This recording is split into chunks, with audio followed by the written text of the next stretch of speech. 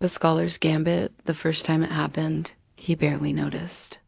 The world around him held its usual shape, the narrow cobbled streets, the scent of damp parchment in his study, the distant laughter of merchants selling their wares. He hadn't yet realized that the sun had risen at the same precise angle, that the words spoken to him by his tutor mirrored the previous day exactly.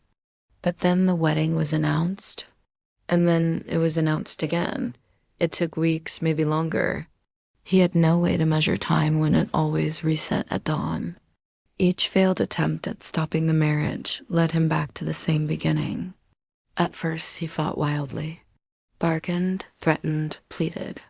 He even invoked the chaotic magic he had learned in secret, bending fate in reckless ways that only seemed to worsen his predicament.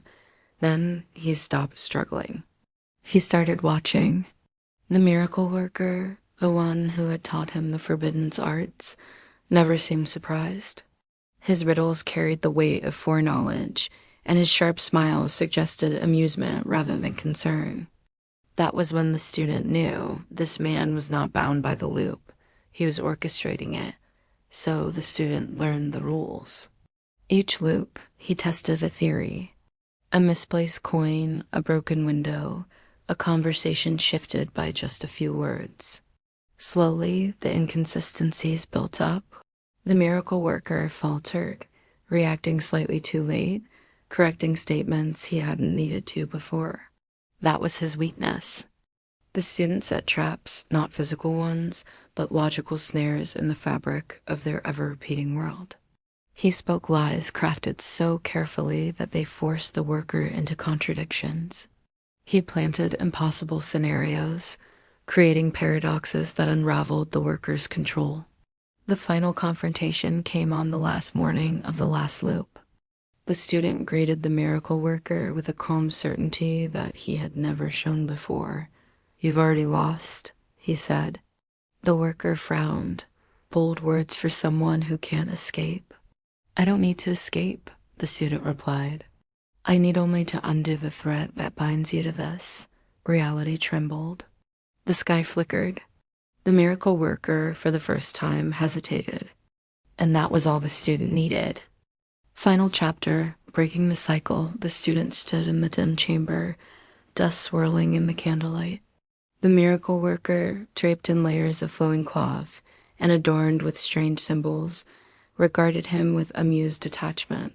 "You've played well," the worker mused, hands clasped behind their back. "Each loop, each test, each carefully placed deception, you've stretched time's fabric further than I expected. But tell me, scholar, what do you think you've gained?" The student exhaled slowly, resisting the impulse to lash out. He had spent lifetimes within this loop, studying its movements like a scholar dissecting ancient texts. He had forced cracks into its perfect repetition, uncovered the secret pathways where magic unraveled. And now he saw the truth. The miracle worker was not omnipotent. They merely knew more than others, predicted more than most. But they were bound, just like everything else. "I've learned your limitations," the student said. "Your power isn't infinite. You don't control the loop, you work within it." The worker's smile faltered, just for a fraction of a second. Enough to prove the student was right. "Brilliant," the worker murmured, "but knowing the rules does not mean you've broken them." The student took a step forward, voice steady. "It does when I set my own conditions." From his sleeve, he let loose a single object of stone, marked with a rune, one he had inscribed across many loops. A harmless thing in previous cycles. But now, imbued with everything he had learned, it was different. A constant and an ever-changing world. A piece of reality unaltered by resets. Its presence a contradiction in the miracle worker's carefully maintained order. The chamber trembled. The air shimmered, bending unnaturally. The miracle worker's eyes darkened, their confidence twisting into something else. Recognition, fear. "You don't understand what you're doing," they whispered. "You could unravel more than this prison. You could tear apart existence itself." The student's hand closed over the rune. Then let's see what happens. Final chapter. Breaking the cycle. For the first time since the loop began, something was different. The chamber was shaking, cracks splintering through the stone walls as raw magic bled into the air, thick and unstable. The rune in the student's palm pulsed a constant in an ever-changing world, a flaw in the miracle worker's carefully maintained order. The miracle worker took a step back, eyes dark with understanding. "You don't grasp the consequences," they murmured. "You are tampering with something far older than either of us. You may break free, but what comes next?" The student tightened his fingers around the rune. "That's not your decision anymore." Then he spoke the word, the single, irreversible command. Reality split. The chamber exploded outward, its walls fracturing, melting, shifting. The city beyond blurred, streets unraveling, buildings twisting into spirals of untamed magic. A shockwave rippled through the loop, shattering its structure, tearing apart the threads that had bound him to the endless repetition. The student fell to his knees, head pounding, memories fragmenting. He could feel the past loops unraveling around him, breaking apart like brittle parchment tossed into fire. Voices screamed and then faded. Days once repeated endlessly ceased to exist. And yet he remained. He looked up. The miracle worker was still there, but something had changed. Their robes flickered, colors shifting erratically. Their once pristine presence now distorted, as if they too were unraveling. The calm arrogance was gone. In its place was something deeper recognition. "You forced the loop to collapse," the worker said, voice uneven, distorted by the shifting reality. "But you have not escaped entirely. You've rewritten the rules. Your rules. What remains is yours to shape." The student pressed a hand to the ground. It felt solid beneath his fingertips, no longer the unreliable, shifting terrain of the loops before. The reset was gone. Time was moving forward, not resetting. But forward to what? He rose slowly, testing his balance in this new reality. The city was changing, reconstructing itself in unfamiliar shapes. The people who had once cycled through their endless repetitions were now moving freely, unaware of the history they had once lived through again and again. The betrothed, the one he had fought so hard to reclaim, was there, but she did not know him. The student closed his eyes. He had undone the loop, but at what cost? Had he erased his place in the world in the process? The miracle workers studied him, tilting their heads slightly.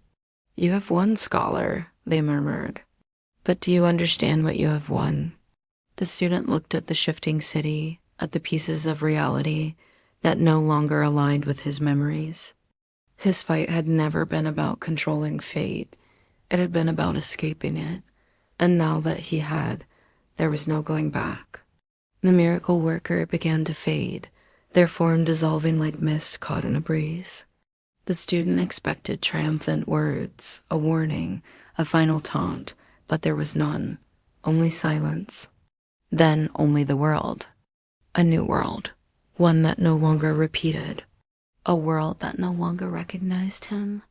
The student exhaled, staring at the sky, watching as colors flickered into unfamiliar shades, as a new history began to write itself in real time. No loop, no miracle worker, no reset. He had won. But he had no idea what winning truly meant. Final chapter. Echoes of the unwritten. The miracle worker was gone. The city stood, familiar yet wrong, shaped by forces beyond the student's understanding. As he walked through the streets, faces passed him by, people who should have known him, who should have remembered his name, his presence. But they did not. Conversations carried on without him. The market buzzed. The world spun forward without a single recognition of his existence. At first, he thought it was simply the cost of breaking the loop. Time was no longer repeating. He was no longer shackled to the past. But then the shadows moved. Not in the way they should not with the natural stretch of dusk settling over the rooftops.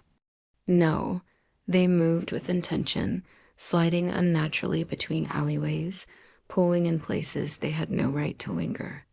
And then came the whispers. Not words, just the feeling of something speaking, something watching. The student slowed his pace. The rune that had shattered the loop was still warm in his pocket, humming softly with residual power. He held it up to the shifting light, studying its faint glow. Something was wrong. The world had changed, but not entirely by his will. As he turned a corner, he caught sight of a reflection, not his own. A figure stood at the end of the empty street, watching him. Their form was distorted, blurred at the edges, as if they did not fully belong. Not the miracle worker, not anyone he recognized, but someone or something watching. Had breaking the loop simply removed its keeper, or had it opened the door to something else? The student took a step forward. The figure did not move. The whispers rose, and at that moment, he realized he had not freed himself. He had only torn away one set of chains,